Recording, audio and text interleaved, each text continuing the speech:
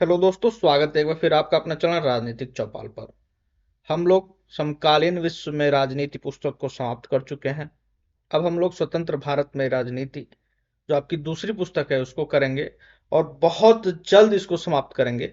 इसलिए अब जिस दिन भी वीडियो आएगी, एक साथ दो वीडियो आएगी, तो आप लोग जो है इसको एकदम मिलाकर पढ़िए। आपके बोर्ड के एग्जाम एकदम नजदीक है। ज्यादा देरी न करते हुए शुरू करते हैं अपने पहले चैप्टर को, है जो है राष्ट्र निर्माण की चुनौतियां।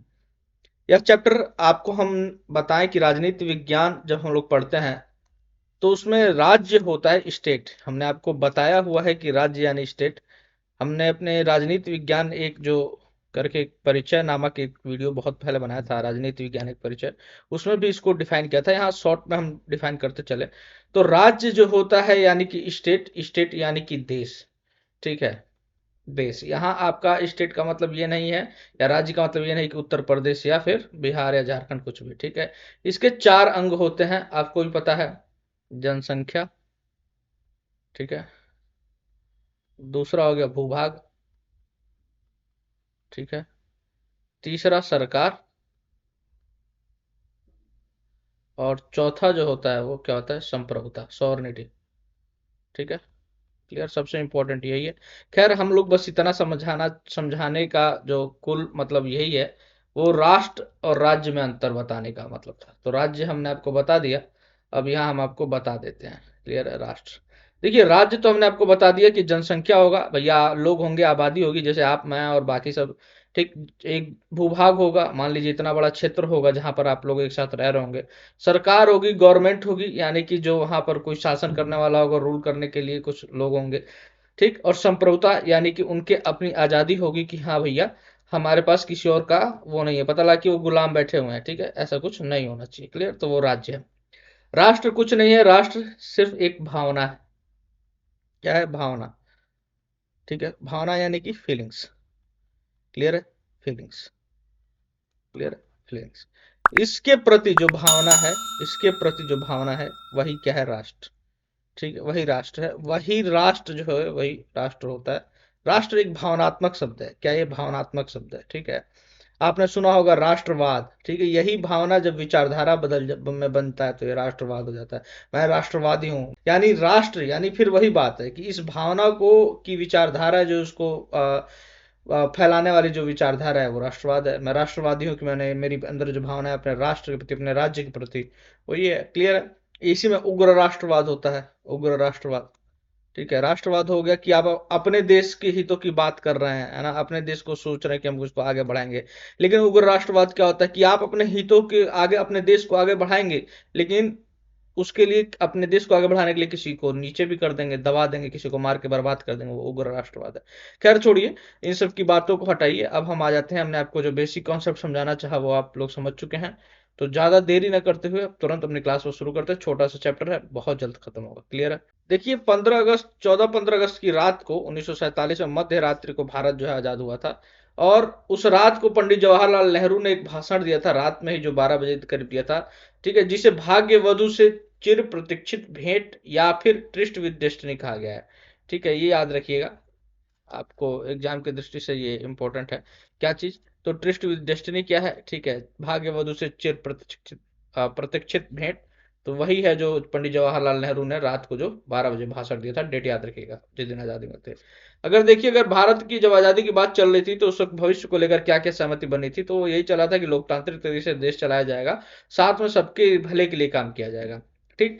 नए राष्ट्र के निर्माण में चुनौतियां क्या क्या थी? ठीक है, जब राष्ट्र के जब निर्माण के लोग की बात चल रही थी तो क्या क्या चुनौतियां थी? तो एकता और अखंडता, ये ऐसी चुनौती थी कि आपको भी पता है कि भारत में विविधता ज्यादा थी। ठीक है, तो एकता बनाए रखना अपने आप में एक बड़ी चुनौती थी। ठीक है, विविधता ज्यादा है यहाँ पर। ठीक है, तो जब विविधता ज्यादा है तो खंडता की बात होती रहती है हमेशा, अभी भी चलती रहती है। कुछ लोग अलग अलग राष्ट्र राज्य बनाने के लिए मांग करते रहते हैं, अलग अलग देश भी बनाने का मांग चलती रहती है। लोकतंत्र की स्थापना हम लोग के लिए एक नया कुछ था। ठीक है, उसको स्थापित करना और कब तक यह सुचारू रूप से चल सके इसका भी ध्यान रखना था। समानता पर आधारित विकास, क्योंकि भेदभाव समाज में बहुत ज्यादा था, तो असमानता को समाप्त करना भी एक बहुत बड़ी चुनौती थी। भारत के विभाजन को लेकर अगर हम आपको बताते चले तो आपको भी पता है कि मुस्लिम लीग ऐसी पार्टी थी जिसने यह तर्क दिया था कि हिंदू भारत के लिए हिंदुस्तान, हिंदुओं के लिए हिंदुस्तान और मुसलमान के लिए जो है वो पाकिस्तान होना चाहिए, दो अलग देश की उसने बात की थी। शुरुआत में तो कांग्रेस ने इसका विरोध किया था, लेकिन बाद में उस बात को मान गई, ठीक। और उसी आधार पर ब्रिटिश ने माउंटबेटन योजना आती है, जब बंटवारा होता है माउंटबेटन योजना के तहत ब्रिटिश भारत ने 14 15 अगस्त 1947 को इसको बांट दिया। क्लियर है।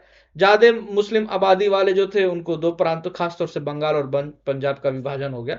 अगर मैप देखें अगर आप, ठीक है, ठीक है, तो यहाँ पर पंजाब पड़ेगा और ये जाते यहाँ पे बंगाल पड़ जाएगा, ठीक है। तो पंजाब को बांटकर इधर पाकिस्तान दे दिया गया और बंगाल को बांटकर इधर जो पूर्वी बंगाल बना था, ठीक है, जो शुरू में बीच में बना था, इतिहास पढ़ेंगे तो जानेंगे, वो बांग्लादेश बना दिया, पूर्वी पाकिस्तान बनाया गया, बांग्लादेश तो बाद बना है, ठीक है। और यही आज वक्त वर्तमान में बांग्लादेश, और ये पाकिस्तान है उस वक्त पश्चिमी पाकिस्तान था। क्लियर है। तो बांट दिया गया। और शुरुआत में खान अब्दुल गफ्फार खान जो थे, ठीक है, जिनको सीमांत गांधी भी कहा जाता है, ये आपके एग्जाम की दृष्टि से इंपॉर्टेंट है कि सीमांत गांधी किसे कहा जाता है, खान अब्दुल गफ्फार खान को।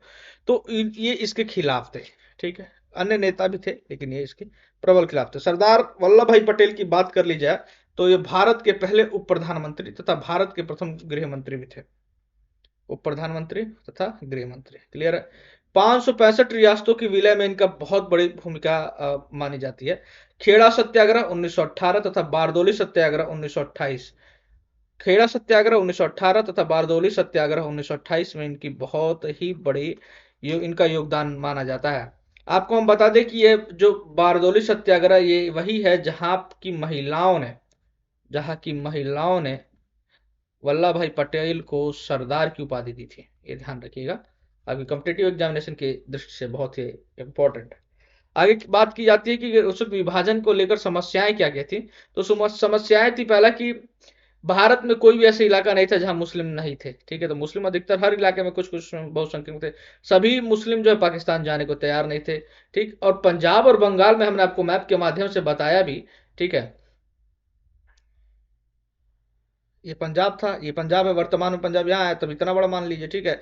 तो इसमें भी तो कुछ ऐसे जगह होंगे जहाँ की मुसलमान कम होंगे, या यहाँ यहाँ जहाँ बंगाल था, ठीक है, ये बंगाल है, तो बंगाल में भी तो कुछ ऐसे जगह होंगे जहाँ की गैर मुस्लिम आबादी वाले लोग थे। तो ये भी एक वो था। दोनों तरफ अल्पसंख्यकों की स्थिति अस्पष्ट थी, ठीक है। दोनों तरफ अल्पसंख्यक की क्या स्थिति रहेगी ये स्पष्ट नहीं थी, ठीक है। परिसंपत्तियों को बंटवारा को लेकर भी काफी सारी समस्याएं थी। परिसंपत्तियां मतलब आप कह सकते हैं एसेट्स, ठीक है, कि एसेट्स को लेकर भी कि किसको कितना देना पड़ेगा, आप कितना लेंगे, ठीक है, इन्हीं सब पैसा वैसा, ठीक है, संसाधन वगैरह हर चीज।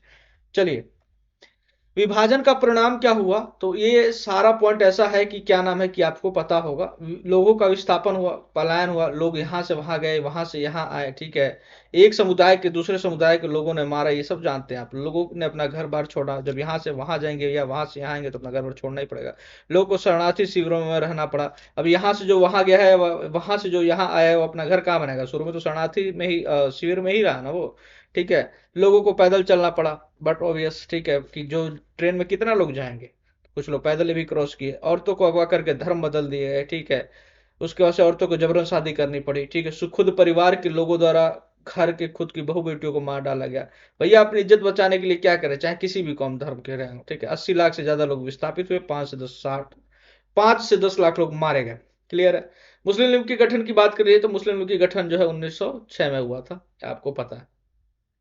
महात्मा गांधी की हत्या, ये भी आपको पता है। अभी हाल ही में 30 जनवरी 1948 को जो गुजरा है, इस दिन जो है नाथूराम गोडसे, ठीक है, नाथूराम विनायक गोडसे, इस व्यक्ति ने जो इनको गोली मारकर हत्या कर दी। क्लियर है। रजवाड़े, रजवाड़े के बारे में बात करें तो ब्रिटिश इंडिया दो भागों में बटा हुआ था। एक था आपका ब्रिटिश प्रभुत्व वाला भारतीय प्रांत, और दूसरा था देसी रजवाड़े। तो देसी रजवाड़े क्या होते थे, देसी रजवाड़े वे होते थे जहां पर वहां के पर राजा रहते थे, छोटे छोटे ये थे, आकार में बड़े छोटे होते थे, और जहां पर उनका राजाओं का शासन था। लेकिन ये ब्रिटिश राज के अंतर्गत ही सरकार जो है इन्होंने अपनी बना रखी थी। ब्रिटिश राज्य के अधीनता के स्वीकार कर ही अपना कार्य करते थे। उस वक्त जब भारत आजाद हुआ तो 565 रजवाड़े थे, ठीक है।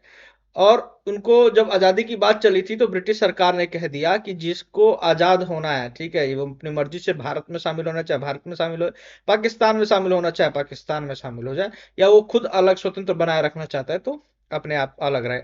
सबसे पहले थे त्रावणकोर के राजा, उन्होंने स्वतंत्र रहने की घोषणा की। क्लियर है, ठीक। और उस वक्त तत्कालीन जो सरदार वल्लभ भाई पटेल उस वक्त तत्कालीन गृह मंत्री थे, ये हमने आपको बताया। इन्होंने महत्वपूर्ण भूमिका निभाई। ठीक। इन्होंने ही अधिकतर रजवाड़ों को मनाने का, जो नहीं मान रहे थे, समझाने का, बुझाने का, बुद्धि लगाने का काम इन्होंने ही किया था। ठीक है। बहुत ही होशियार व्यक्ति थे। रजवाड़ों के शासकों ने भारतीय संघ में अपने विलय के लिए एक सहमति पत्र पर हस्ताक्षर किया, अधिकतर रजवाड़ों ने। ठीक है।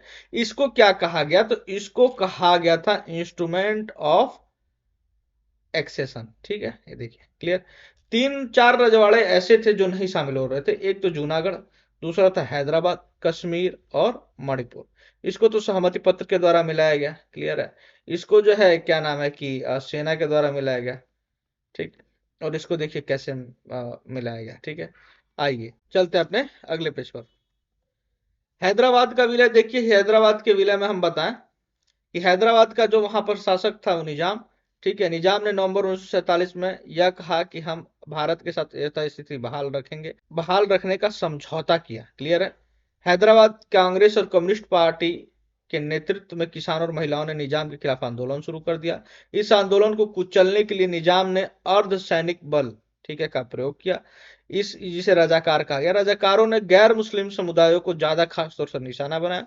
तो सितंबर 1948 में, ठीक है, भारतीय सेना भेजकर और भारत सरकार ने निजाम को आत्मसमर्पण करने के लिए मजबूर किया और हैदराबाद को भारत में मिला लिया गया। ठीक है। मणिपुर की बात की जाए तो मणिपुर के राजा थे बोधचंद सिंह। कौन थे? बोधचंद सिंह। ये रहे बोधचंद सिंह। इन्होंने आंतरिक स्वायत्तता की शर्त रखकर भारत सरकार के साथ विलय के सहमति पत्र पर हस्ताक्षर किया था। क्लियर है। जनता के दबाव में महाराजा ने जून 1948 में चुनाव कराया। ठीक। संवैधानिक राजतंत्र की स्थापना होती है। यहाँ पर यह ध्यान रखिएगा कि मणिपुर भारत का वह पहला भाग है जहां पर सार्वभौमिक वयस्क मताधिकार हुआ है। ये मोस्ट मोस्ट मोस्ट इंपोर्टेंट है। ठीक है। मोस्ट इंपोर्टेंट है, जीएस की दृष्टि से भी मोस्ट इंपोर्टेंट है। क्लियर है। उसके बाद से मणिपुर की कांग्रेस भारत में विलय के पक्ष में थी। मणिपुर में जो कांग्रेस की शासन थी, जो जो लोग थे वो चाहते थे कि भारत में विलय हो, जबकि अन्य दल चाहते थे कि अलग रहें। ठीक है। निर्वाचित विधानसभा से परामर्श किए बगैर भारत ने समझौते पर हस्ताक्षर कराकर और महाराजा पर दबाव डालकर, ठीक है, मणिपुर को भारत में मिला लिया गया था। ठीक है। चलिए बढ़ते हैं अपने अगले पेज की तरफ। राज्यों को पुनर्गठन को लेकर हम आपको बताएं तो राज्यों को पुनर्गठन, औपनिवेशिक शासन जब भारत गुलाम था उस वक्त की बात बताएं हम तो गठन जो समय प्रांतों का जो गठन हुआ था वो न वो प्रशासनिक सुविधा के अनुसार किया गया था। ठीक है। गठन जो प्रशासनिक सुविधा के अनुसार किया गया था। स्वतंत्र भारत में भाषा और सांस्कृतिक बहुलता के आधार पर राज्यों की गठन की मांग हुई थी। भाषा और सांस्कृतिक बहुलता के आधार पर। ठीक है। अब मान लीजिए एक राज्य बना दिया गया, ठीक है, जिसमें इतने सारे लोग जो है क्या नाम है कि भोजपुरी बोलने वाले हैं। क्लियर। और यहाँ पर जो है कि मान लीजिए कि दूर दूर से कोई कन्नड़ बोलने वाला है, एकदम उल्टा ही रखिए दोनों। ठीक है। तो दिक्कत होगी कि नहीं? दिक्कत होगी। तो इन्होंने कहा कि भैया ये आप इसको अलग करिए, इनको अलग करिए। मैं फॉर एग्जांपल लेके बता रहा हूँ, आप इसको ज्यादा सीरियसली ना लें। ठीक। तो 1920 में कांग्रेस के नागपुर अधिवेशन में भाषा के आधार पर, ये 14 गलत है, भाषा के आधार पर राज्यों के गठन के सिद्धांत को मान लिया गया 1920 में। ये ध्यान रखिएगा। ठीक। मान लिया गया। आजादी के बाद नेताओं को चिंता हुई कि इससे देश के टूटने का खतरा पैदा हो सकता है। ठीक है। आजादी के बाद के नेताओं को। ठीक। लेकिन तेलुगु भाषी लोगों ने मद्रास प्रांत के तेलुगु भाषी इलाकों को अलग करके नया राज्य आंध्र प्रदेश बनाने की मांग की थी। ये आंध्र प्रदेश है, ये भाषा के आधार पर गठित होने वाला पहला देश है, पहला राज्य है। ठीक है। ये ध्यान रखिएगा, भाषा के आधार पर गठित होने वाला पहला राज्य 1953 में बना था। ठीक है। 1953 में। ठीक है। चलिए यहीं पर एक वो थे पोट्टी श्री राम लुल्लू। ठीक है। Potty Shri Ram Lulu. ठीक है। इन्होंने 56 दिन का हड़ताल किया था, 56 दिन का भूख हड़ताल किया और इसके बाद इनके स्वर्गवास हो गया, मृत्यु हो गई। क्लियर है। और तो भाई सरकार पर प्रेशर पड़ा। दिसंबर 1952 में प्रधानमंत्री ने भाषा के आधार पर पहले राज्य प्रदेश बनाने की घोषणा की थी। क्लियर है। ठीक। राज्य पुनर्गठन आयोग के बारे में हम बात कर ले तो इसको ही फजल अली आयोग गठन भी कहा जाता है, फजल अली कमीशन भी कहा जाता है। फजल, क्योंकि ये इसके अध्यक्ष थे। देखिए देखिए आंध्र प्रदेश के गठन के बाद देश के दूसरे हिस्सों में भाषा के आधार पर राज्यों के गठन और उसके लिए संघर्ष चलता रहा। ठीक है। बाध्य होकर केंद्र सरकार ने 1953 में, ठीक है, फजल अली के नेतृत्व में, हमने क्या कहा है, 3 सदस्यीय राज्य पुनर्गठन आयोग का गठन किया, ये ध्यान रखिएगा, सन याद रखिएगा 1953। नेतृत्व कौन कर रहा था, अध्यक्ष कौन थे, फजल अली। कितने सदस्य थे, 3। ठीक।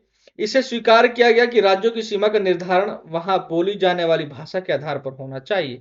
इस आयोग की रिपोर्ट के आधार पर 1956 में, ये ध्यान रखिएगा, राज्य पुनर्गठन अधिनियम, ये मोस्ट इंपोर्टेंट क्वेश्चन, ठीक है, यहां से बनता है, ठीक है, कि राज्य पुनर्गठन अधिनियम कब पास हुआ, तो 1956 में पास हुआ, और इस अधिनियम के आधार पर 14 राज्य और 6 केंद्र शासित प्रदेश बनाए गए। वेरी वेरी इंपॉर्टेंट, ठीक है, तो इसको याद रखिएगा। इसके साथ चैप्टर तो समाप्त हो जाता है, लेकिन कुछ हम आपको बताएं बाद में जो राज्यों का गठन हुआ वो कब हुआ, कैसे, किस राज्य से निकले, और साथ में हम आपको कुछ इंपॉर्टेंट डेट्स भी बताएंगे। तो देखिए, बंबई से निकला था जो, वो था महाराष्ट्र और गुजरात। वर्तमान में जो इनकी स्थिति है, ये 1960 में निकले थे। असम से निकला था नागालैंड, ये 1963 में निकला। क्लियर। फिर बृहत्तर पंजाब से 3 राज्य निकले, हरियाणा निकला, पंजाब निकला और हिमाचल प्रदेश निकला, ये इंपॉर्टेंट रखिएगा, 1966 में। क्लियर है। आसाम से कौन कौन निकला, इससे भी 3 निकले, मेघालय, मणिपुर और त्रिपुरा। ठीक है, मेघालय, मणिपुर और त्रिपुरा। ठीक है, मिजोरम नहीं है, ठीक है। तो मिजोरम निकला आसाम से, लेकिन बाद में आसाम से मिजोरम भी निकला और अरुणाचल प्रदेश भी निकला, नागालैंड भी असम से ही निकला, ये देखिए पहले निकल गया है 1963 में। यानी कि सातों के साथ जो 7 बहनें कही जाती हैं वो सब असम से ही बनी है। ये देखिए हमने आपको यहाँ बता दिया, 1963 में पहले नागालैंड निकल गया, 1972 में उसके अलावा 9 साल बाद मेघालय, मणिपुर, त्रिपुरा निकल गए, और फिर जो है 1987 में कौन निकल गया, मिजोरम और अरुणाचल प्रदेश। देखिए इतना बड़ा था सब। ठीक है, और अब हम बंबई का भी देख ली, बंबई के नाम से राज्य था, महाराष्ट्र और गुजरात 2 राज्य निकल गए, उत्तर प्रदेश, ठीक है, या संयुक्त प्रांत कहिए, वर्तमान में इससे निकलकर उत्तराखंड, इसका नाम बाद में चेंज कर दिया था। खैर, उत्तर प्रदेश से 2000 ईस्वी में उत्तराखंड निकला, बिहार से झारखंड निकला है 2000 ईस्वी में, ये दोनों एक साथ निकले हैं। ठीक, मध्य प्रदेश से छत्तीसगढ़ निकला है, ये भी 2000 में, ये तीनों एक साथ निकले हैं। ठीक है, और आंध्र प्रदेश से तेलंगाना 2014 में। ठीक है, ये सबसे लेटेस्ट है। इसके बाद में जम्मू कश्मीर है, ठीक है, जिसको अभी केंद्र शासित प्रदेश का दर्जा दिया गया है, और लद्दाख है। ठीक है, ये 2019 में है। बाद में इसको तो, लद्दाख को तो नहीं, लेकिन चूंकि आबादी भी कम है, लेकिन जम्मू कश्मीर को राज्य का दर्जा दिए जाने की पूर्ण संभावना है। क्लियर है, याद रखिएगा। गोवा 1987 में निकला था, और सिक्किम जो है 1975 में मिला लिया गया था। इनकी कहानी अलग है, ये बाद में समझा जाएगा। चलिए, अपने आखिरी आखिरी पेज पर चलते हैं, जो आखिरी रहेगा ये है आपके कुछ इंपॉर्टेंट डेट, ठीक है, या कुछ फैक्ट्स की बात कर लें। देखिए, हम बताएं कि कुछ केंद्र शासित प्रदेश राज्य जो बाद में बने थे, मिजोरम था, ये पहले पहले केंद्र शासित प्रदेश बने, बाद में राज्य बने। मणिपुर था, त्रिपुरा था और गोवा, ये लोग पहले केंद्र शासित प्रदेश बनाया गया और बाद में राज्य बनाया गया। जैसे कि इस वर्तमान में जम्मू कश्मीर, अगर इसको बाद में राज्य बना दिया जाएगा तो ये भी इसमें शामिल किया जा सकता है। खेड़ा सत्याग्रह बताया गया कि 1918 में, 1928 में बारदौली सत्याग्रह। भारत स्वतंत्र हुआ, ये आपको बताने की जरूरत नहीं। स्वतंत्रता दिवस मनाते हैं, संविधान लागू हुआ था 26 जनवरी 1950 को। ये गणतंत्र दिवस हाल ही में हमने मनाया है। ठीक, भारत के पहले राष्ट्रपति डॉक्टर राजेंद्र प्रसाद, पहले प्रधानमंत्री जवाहरलाल नेहरू, ठीक है, पहले गृह मंत्री सरदार वल्लभ भाई पटेल, रियासतों की संख्या 1565। ठीक है, सर्वप्रथम सार्वभौम मतदान वाला राज्य जो था मणिपुर, कांग्रेस की स्थापना 1885 में, और मुस्लिम लीग की स्थापना 1906 में। चलिए, इसी के साथ ये चैप्टर समाप्त होता है। बहुत तेजी से किया है हमने। मिलेंगे आपसे नेक्स्ट वीडियो में, जो कि अभी तुरंत थोड़ी देर में आने वाली है, इसको देखिएगा और मन लगाकर पढ़िए, बोर्ड का एग्जाम नजदीक है। मिलते हैं नेक्स्ट वीडियो में, तब तक के लिए जय हिंद, जय भारत।